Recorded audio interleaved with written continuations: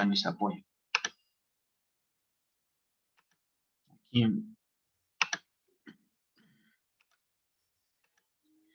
Entonces tenemos aquí intereses de préstamo, amortización y préstamo.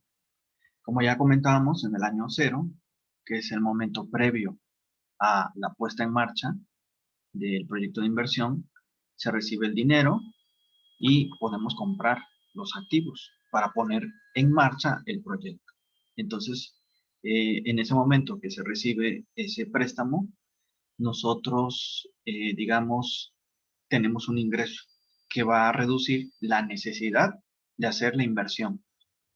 Es decir, va a disminuir el monto requerido de inversión inicial, puesto que ya tenemos ahora un respaldo, que son estos 80 millones de pesos. Aquí, por ejemplo, vemos que el interés del préstamo disminuye la utilidad antes de impuesto y, en consecuencia, el impuesto que se paga, como ya lo vimos. La amortización de la deuda, por su parte, disminuye la utilidad después de impuesto. Y lo que es faltaría lo que es el préstamo, disminuye lo que es el requerimiento de inversión inicial. Es decir, nos podemos, digamos, apoyar, ¿no?, con ese préstamo inicial, aunque después sabemos que esto es a costa de ingresos futuros, a costa de reducir los ingresos futuros. ¿Cuáles son los ingresos futuros? Pues los que tendríamos del año 1 al año 8, en este caso, porque hasta el año 8 nos da de plazo el banco para pagar. Entonces, ahí ya tendríamos los 3 elementos que vamos a ir incorporando del ejercicio previo, que es el ejercicio 1. El único cambio que hicimos fue este. Todo lo demás queda igual, es decir, el cálculo de los ingresos por ventas, el cálculo de la depreciación, el cálculo de la comisión por ventas, el gasto de... Todo esto queda exactamente igual. Lo único que hicimos fue ver cómo influye el financiamiento, el apalancamiento, que se le llama, de la deuda en los flujos de efectivo. Entonces, digamos que esto es complementario a lo que ya en su momento vimos.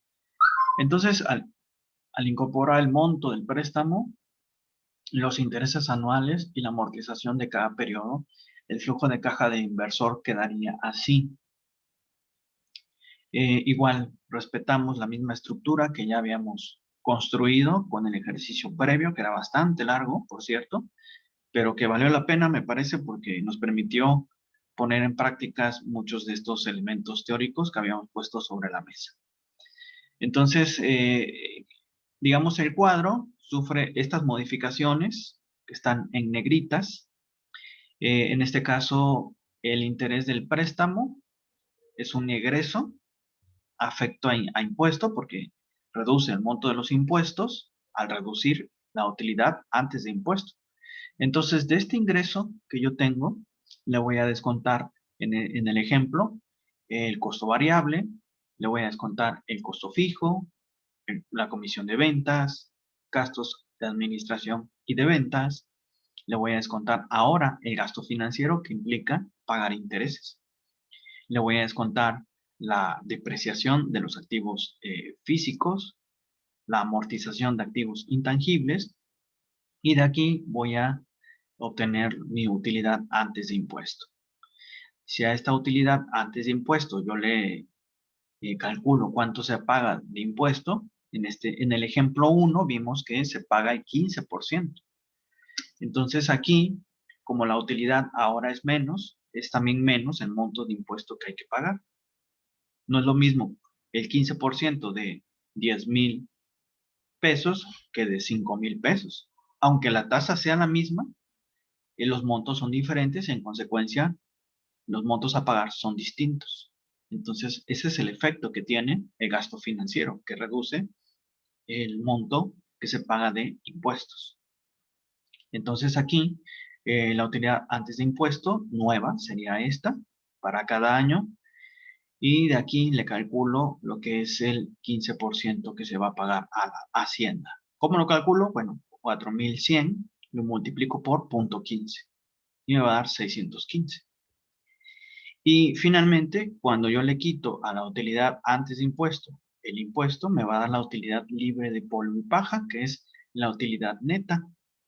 La utilidad neta, a partir de esta utilidad neta, bueno, yo le voy a hacer los llamados ajustes por gastos no desembolsables. Es decir, la depreciación en realidad no representa un movimiento de caja y tiene beneficios fiscales, porque me permite reducir el impuesto y después incorporar ese flujo en la utilidad neta. Entonces, por eso que se quita y se pone, ¿sí? Es lo que les había comentado. Se quita porque me da un beneficio fiscal y después se pone, porque no representa una salida de ingresos. Entonces aquí lo vuelvo a sumar, 7,800, porque todo está en miles, recordemos que todo está en miles, entonces le moché 3 ceros.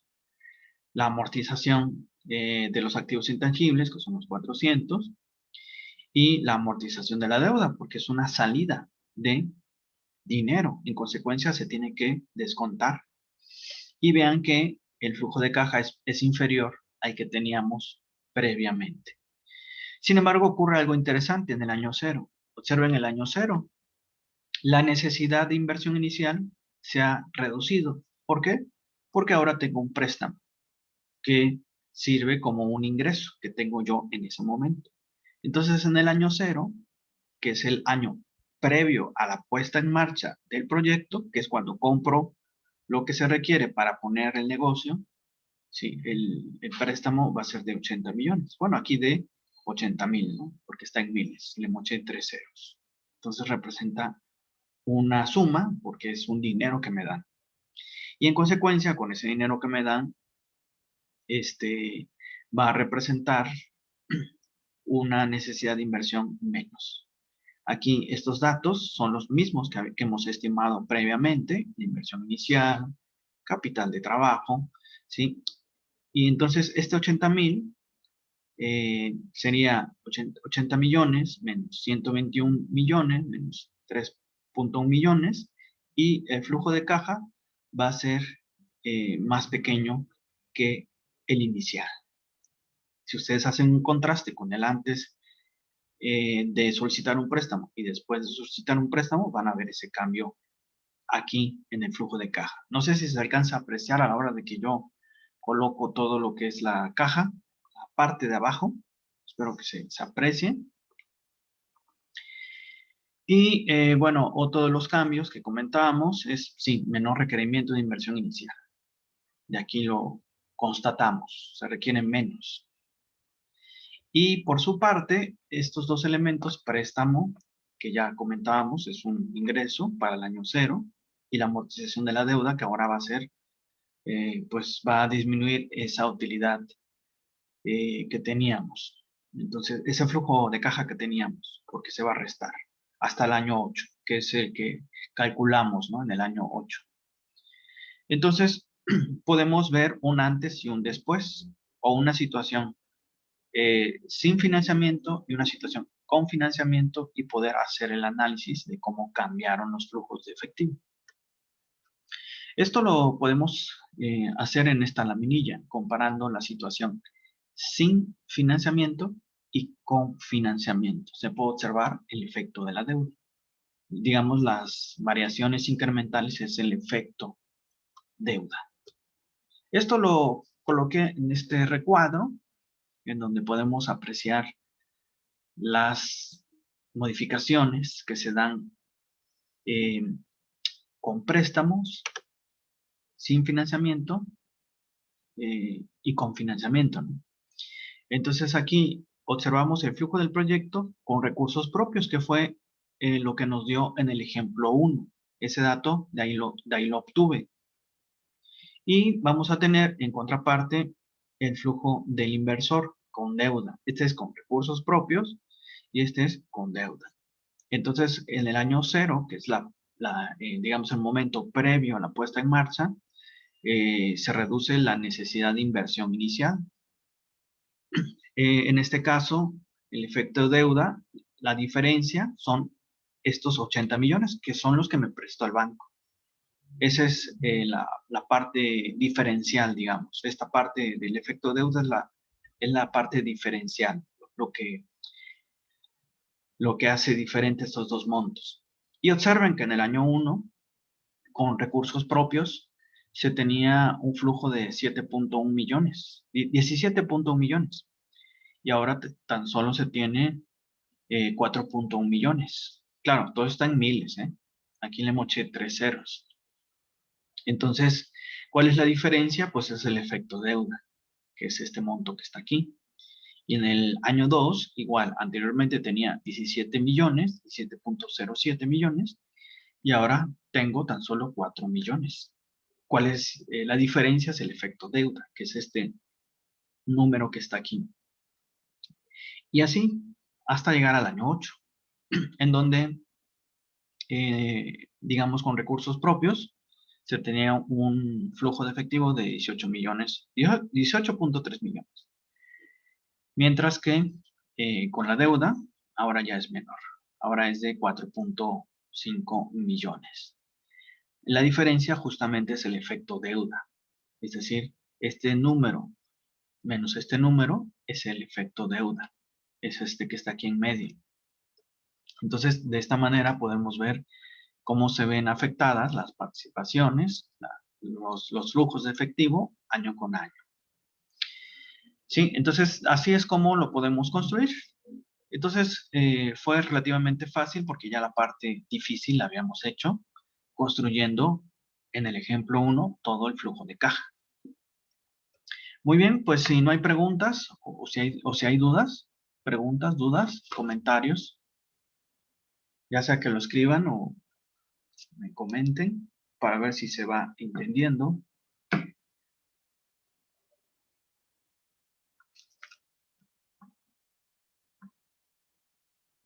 Bueno, vamos a ver otro ejemplo. Otro ejemplo. Sí, hasta ahorita llevamos dos.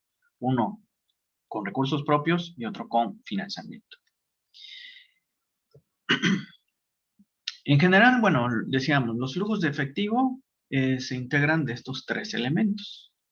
La llamada inversión inicial, momento cero. Las entradas de efectivo operativas. Y desde luego también el flujo de efectivo terminal, el valor de desecho. Es decir, si quisiéramos al final del periodo de vida del proyecto venderlo, vender todos sus activos, ¿cuánto nos podrían dar? Eso es el efecto del efectivo terminal o valor de desecho o valor de salvamento, ¿no? Tiene varios nombres, pero básicamente es lo mismo.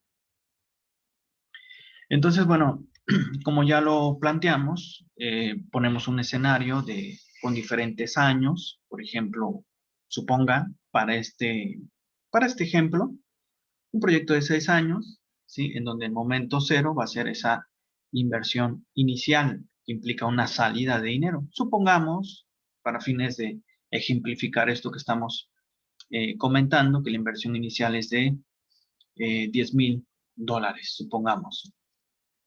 Y en cada uno de los años se tienen que ir proyectando los flujos esperados, tomando en consideración los resultados del estudio de mercado, en donde ya establecí cuál es el pronóstico de ventas, de ahí tan importante que sea ese estudio.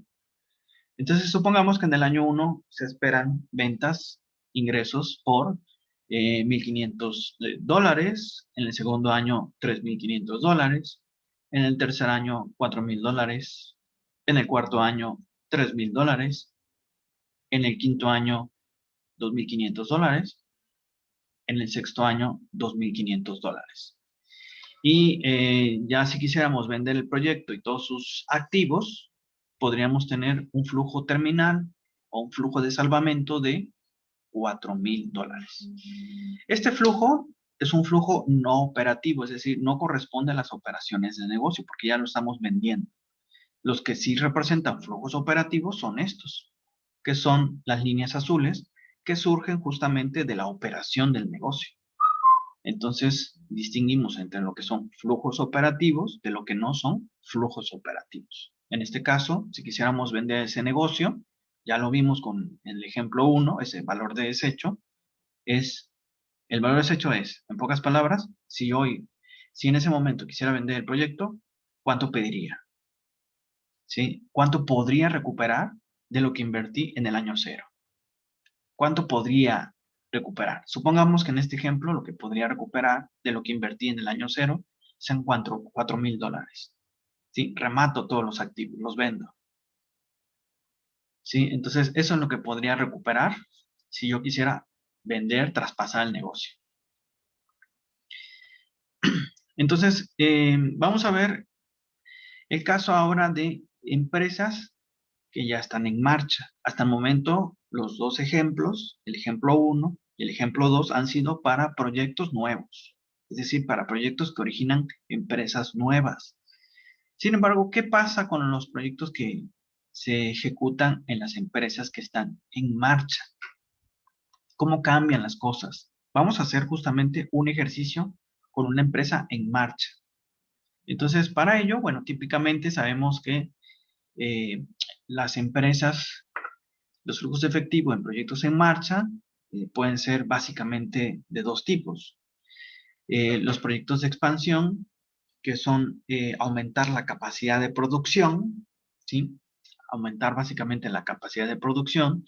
Y aquí los flujos relevantes, es importante identificarlos. ¿Cuáles son los flujos relevantes en un proyecto en marcha?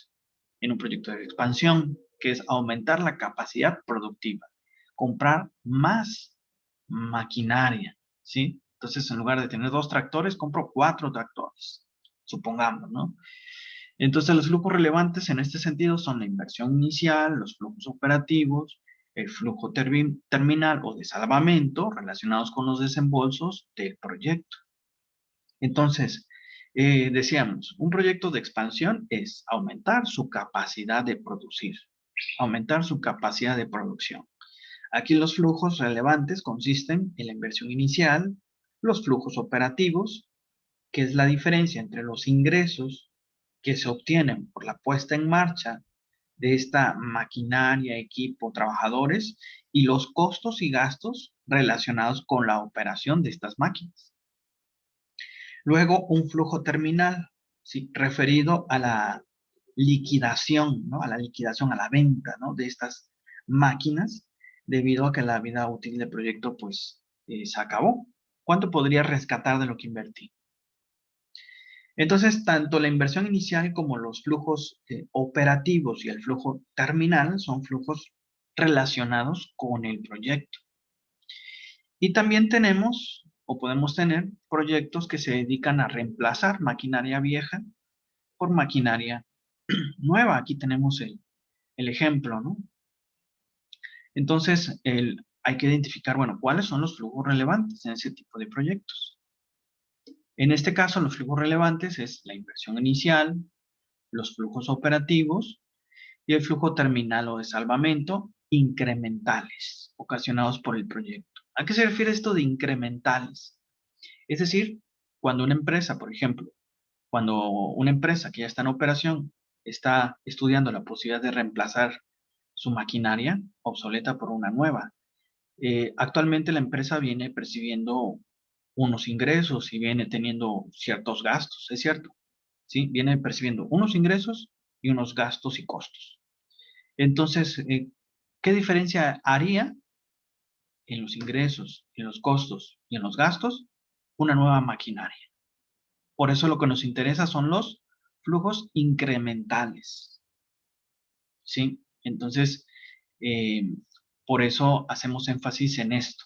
Lo que nos interesa es los flujos incrementales. Es decir, el reemplazo, en otras palabras, el reemplazo por una nueva tecnología, por una nueva maquinaria que permite producir más o reducir costos o ambas incluso. Entonces, tenemos una inversión inicial, más los flujos operativos, más los flujos terminales. Pero en este caso se refiere a los flujos incrementales ocasionados por el proyecto. Es decir, si la empresa tenía un flujo de efectivo y ahora genera un flujo de efectivo mayor debido a la nueva máquina, que tal vez produce más en menos tiempo, bueno, lo que necesitamos entonces para evaluar el proyecto es esa diferencia entre lo que generaba antes y después del proyecto. Justamente por eso hablamos de los flujos incrementales. Eso es lo que tenemos que identificar. Entonces, en proyectos de reemplazo, la inversión inicial es la diferencia entre la inversión inicial para adquirir nuevos activos menos las entradas de efectivo después de impuesto que se obtiene al liquidar los activos viejos, ¿sí? Cuando vendemos los activos viejos, de ahí obtenemos obviamente un ingreso. Ya lo hemos visto. Igual, en proyectos de reemplazo, el flujo operativo es la diferencia entre las entradas de efectivo con los activos nuevos menos las entradas de efectivo operativas que se obtienen con los activos viejos. Y el flujo terminal en proyectos de reemplazo es la diferencia entre los flujos de efectivo esperados después de impuestos al liquidar los activos nuevos menos los flujos de efectivo esperados. Entonces, estos son los flujos relevantes que hay que considerar y que para fines prácticos vamos a poner un ejemplo para que esta discusión, para que estos elementos teóricos que hasta el momento hemos puesto sobre la mesa se entiendan mejor. Entonces, antes de pasar a ese ejercicio y para finalizar esta parte teórica, las empresas en marcha pueden aplicar proyectos, al menos en tres vertientes. Una para reemplazar maquinaria, equipo, otro para ampliar su capacidad de producir y otro es para externalizar algunos procesos o externalizar algunos servicios. Esto es eh, que una empresa externa lo haga por mí. ¿Por qué? Porque tal vez es más especializada, lo que se conoce como el outsourcing, ¿no? El outsourcing es, por ejemplo, en lugar de que yo tenga trabajadores para hacer la limpieza, contrato a una empresa que se dedica a eso para tener limpias las instalaciones, por ejemplo, ¿no? O que una parte de toda lo que es la cadena productiva, desde que llega la materia prima hasta que se entrega el producto final al cliente, alguna parte de esa cadena de valor, de generación de valor, la lleve a cabo una empresa especializada en esa pieza o en ese artículo, porque tal vez resulta más conveniente hacerlo. Bueno, entonces en el caso del proyecto se origina debido a que la maquinaria tiene una capacidad insuficiente, debido al aumento de costos de operación y de estarle dando constantemente mantenimiento. Obviamente esto implica salida de dinero porque hay que parar todo el proceso productivo para reparar la maquinaria, para que ésta vuelva a funcionar nuevamente y pagar estos gastos de mantenimiento. Y desde luego por la obsolescencia, a lo mejor esta maquinaria ya no es la adecuada para cumplir con los propósitos que se tienen en materia de eficiencia. También tenemos proyectos de ampliación, que es sustitución de activos sin cambio en el nivel de operación ni de ingresos, es decir, nada más reemplazar máquina por máquina, sin estos cambios de volúmenes de producción. O sustitución de activos con cambios en los volúmenes de producción, tal vez una máquina que produzca más y esto me genere más ingresos, más ventas. O externalización de procesos, de algún proceso de lo que es la cadena productiva o de algún servicio de la cadena productiva que yo pueda delegar a una empresa, ¿no? Yo le pago a esa empresa para que en lugar de que lo haga yo, lo haga la empresa. Ese es el outsourcing, que ahorita, por cierto, ya está muy regulado, como podemos darnos cuenta en las noticias, ¿no? Con la nueva ley del outsourcing, y qué bueno que ahora se tienen que hacer algunos cambios en cuanto a la forma de contratar ese tipo de personal. Entonces, este tipo de Externalización se puede estudiar la posibilidad, oye, ¿lo produzco dentro de la empresa o se lo doy a una empresa especializada que lo haga? Entonces, a eso puede dar lugar a un proyecto, ¿sí? En donde yo valore qué conviene, que yo lo produzca dentro de mis instalaciones o mejor dárselo a una empresa especialista en este tema para que ella lo haga. Yo tendría que valorar cuánto me ahorraría en costos. Entonces, se tendría que hacer esa valoración. Permite concentrar esfuerzos, compartir riesgos de la inversión con el proveedor, liberar recursos para otras actividades, generar ingresos por ventas de activos y aumentar, desde luego, la eficiencia al traspasar actividades a expertos en ese proceso o en ese servicio. Vamos a hacer aquí un ejercicio, si les parece, para poner en práctica todos estos elementos teóricos. Un proyecto de reemplazo de maquinaria. Es un poco largo, pero creo que vale la pena. Dice, supóngase que una empresa en funcionamiento está estudiando la posibilidad de reemplazar un equipo de producción que utiliza actualmente por otro que le va a permitir reducir costos de operación. Fíjense, esa es una parte importante. Le va a permitir reducir sus costos operativos. La máquina vieja o el equipo antiguo se adquirió hace 2 años, ¿sí? En 1 millón de pesos. Hoy puede venderse, si se vendiera hoy, podría venderse en 700,000 pesos esa maquinaria. Sin embargo, si se continúa con esa maquinaria, podría usarse por 5 años más, al cabo de los cuales puede venderse en 100,000 pesos. Si ese es, digamos, eh, el, el valor de recuperación que yo tendría en caso de que siga con esa máquina vieja. La empresa tiene costos operativos asociados al equipo de 800,000 anuales y paga impuestos de un 10% sobre sus utilidades. Si compra el equipo nuevo por un valor de 1,600,000 pesos, que eso es lo que le va a costar si lo compra, el equipo actual quedará fuera de uso, es decir, se tendría que vender, como ya lo vimos, ¿no? Y podríamos obtener 700,000 pesos, por lo que se podría vender. Sí, el nuevo equipo podría usarse durante 5 años antes de tener que reemplazarlo. Aquí ya nos da una pista, ¿no? En 5 años hay que volver a invertir. Bueno, al final del año 4, para tener listo en el año 5. En este momento, en ese momento podrá venderse esa maquinaria nueva, ya en el 5.º año, por 240,000 pesos.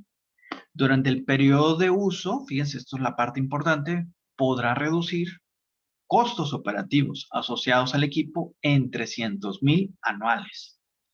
¿Sí? Entonces, esta máquina nueva, sofisticada, más productiva, podrá reducirnos los costos operativos. Si los costos operativos iniciales eran de 800,000 anuales, dice aquí que me puede reducir en 300,000, es decir, que me quedarían los costos en 500,000. Es decir, estos 800 menos los 300. Entonces, ok. Bueno, entonces en ese momento podrá venderse por 240,000, como ya lo comentábamos. Todos los equipos se deprecian anualmente en un 20% de su valor a partir de su momento de adquisición. Este es un dato relevante, porque a partir de ese dato vamos a calcular la depreciación, que ya sabemos cómo se hace. Entonces, fíjense, cada año se deprecia 20% de su valor. Y estas máquinas, al menos la máquina nueva, si se compra, tiene una vida útil se tiene que reemplazar en el año 5. Es decir, que cada año vamos a irle descontando 20%, después otro 20% y así sucesivamente, hasta que en el año 5 se haya agotado todo, se haya hecho toda la depreciación de la máquina. Entonces aquí la pregunta, ¿conviene o no conviene adquirir el nuevo equipo? Es decir, ¿conviene hacer el reemplazo o no conviene? Entonces vayámonos por partes, meditemos un poco este ejercicio, ¿sí? Para ir haciéndolo paso a paso, ir colocando cada uno de los elementos que integran este ejercicio y poder definir si vale la pena o no. Empecemos entonces para ir analizando este proyecto. Como se pueden dar cuenta, primero tenemos que distinguir en proyectos de reemplazo las situaciones sin proyecto y las situaciones con proyecto. Con proyecto me refiero al reemplazo de la maquinaria, ¿sí? Al reemplazo de la maquinaria. Y sin proyecto utilizando la misma máquina de siempre, la máquina vieja, en pocas palabras. Sí, en ambos casos lo que vamos a incorporar son los movimientos de efectivo de caja. Nótese que en la situación sin proyecto no hay inversión en el momento cero, porque esta ya se hizo. ¿Sí? Esta ya se hizo hace 2 años. Ahí el ejercicio lo dice, me voy a regresar aquí. Dice, el equipo antiguo se adquirió hace 2 años. Es decir, no hay inversión inicial porque ya se hizo. ¿Sí? Esta es una diferencia importante a tener en cuenta. Entonces, no hay inversión inicial en momento cero, puesto que el equipo se adquirió, se gastó hace 2 años. Ya nada más le quedan 3 años de vida, ¿no? Como decía ahí el, el ejercicio, ¿no? Le quedan, no, le quedan 5 años más de vida, de acuerdo a este dato.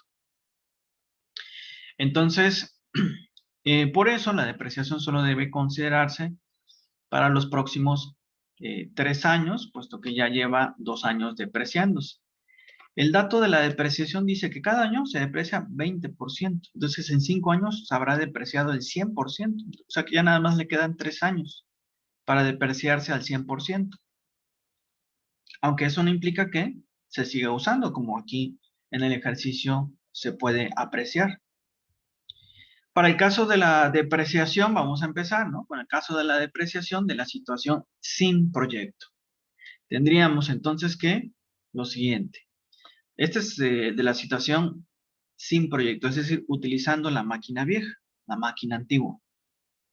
Entonces tenemos la depreciación en el año 1 sería el 20% de lo que vale esa máquina. Aquí están en miles de pesos, obviamente, en miles de pesos. Serían los 200,000 para el primer año, otros 200,000 para el segundo y otros 200,000 para el tercero. Como ya se usó 2 años, entonces ya se estaría teniendo el 100% en el tercer año. Por eso, no, por eso llega hasta el año 3.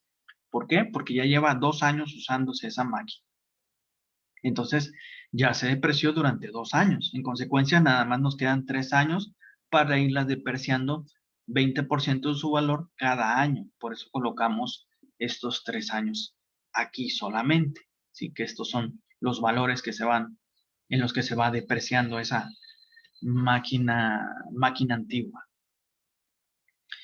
Ahora bien, por su parte, el valor contable o el valor en libros, también se le llama valor en libros, que tendría esta máquina antigua al término del año 5, es 0 porque ya se ha depreciado totalmente. Sí, ya hemos agotado la depreciación a lo largo de estos 5 años. Entonces, su valor en libros o el valor contable que tendría esa máquina, si la quisiéramos vender, en el año 5 sería 0, puesto que ya agotamos el valor contable, ¿no? No quiere decir que no se pueda vender, sí se podría vender, pero contablemente hablando, su valor en libros o valor contable sería 0 en el año 5, puesto que la hemos depreciado 20% cada año. El cálculo de las utilidades antes de impuesto sería restarle al ingreso por ventas del activo, por la venta de ese activo, los egresos, la depreciación y desde luego el valor del libro, que en este caso es 0. Entonces tendríamos lo siguiente, la venta de esta chatarra, ¿no? De esta maquinaria, ¿no? En el año 5, de acuerdo al ejercicio, es de 100,000 pesos. Por eso anoto aquí los 100. ¿Sí? En el año 5 es lo que podría obtener si se vendiera en el año 5, de acuerdo al ejercicio. Los egresos, ya nos decía el ejercicio, son de 800,000 pesos operativos. Esto está en miles de pesos para ahorrarme espacio. Le quité 3 ceros. Entonces serían los 800,000 que ustedes ven aquí. ¿Sí? Estas son del año 1 al año 5, que son los gastos de operativos. Y la depreciación, como ya decíamos, esta máquina antigua se compró hace 2 años y por lo tanto nada más le quedan 3 años para depreciarse, que son estos 3 que aquí colocamos. Y el valor en libros, pues sería cero, ya se agotó todo lo que esta máquina contablemente sí tendría un valor en cero. Y la utilidad antes de impuesto, obsérvense que aquí únicamente estamos utilizando valores incrementales. Repito esto porque es importante. ¿Sí? Valores incrementales. Dirán ustedes, oiga, profesor, ¿y dónde quedó los ingresos de las ventas que hace esta empresa? ¿Dónde quedaron estos ingresos? No se toman en cuenta porque se consideran irrelevantes. Lo que estamos haciendo es comparar una situación sin proyecto y con proyecto. Y para estos fines lo que interesa son los movimientos incrementales. Es decir, en otras palabras, si la empresa tenía un flujo de efectivo y ahora genera un flujo de efectivo mayor si es que reemplaza la máquina, lo que nos interesa evaluar, ¿sí? Para el proyecto es esa diferencia entre lo que se generaba antes y después del proyecto. Por eso nos interesan los valores incrementales. Estos son los valores, digamos, relevantes, los flujos relevantes para el proyecto. Entonces aquí observen que la utilidad antes de impuesto es negativa, ¿sí? Entonces, claro, no tengo ingresos, ¿sí? Y el único que se obtiene es de la venta de esta máquina vieja, en el año 5, y no alcanzan a cubrir los gastos. Tan solo me alcanzan a cubrir 100. Entonces, tengo gastos de 800 y nada más recibo 100, pues la utilidad neta, la utilidad antes de impuesto va a quedar en 700. De aquí podemos calcular el impuesto. Va a suceder una cuestión interesante que a continuación vamos a señalar. El 10% de este monto. ¿Sí? El 10% de este monto que ya sabemos que está en miles. Entonces sería multiplicar cada dato por punto 10. ¿Sí? Este dato por punto 10, este dato por punto 10 y el último por punto 10. Nos quedaría de esta manera. 100, bueno, 100 miles de pesos, ¿no? Está en miles de pesos. Para el segundo año 100, tercero 100, cuarto 80 y el quinto 70, que es multiplicarlo por punto 10. O por punto 1, que es lo mismo. Bueno, vamos a hacer un paréntesis para regresar al análisis de este ejercicio. Sí, vamos a hacer un corte ahorita y regresamos para analizar este detalle fiscal que es importante.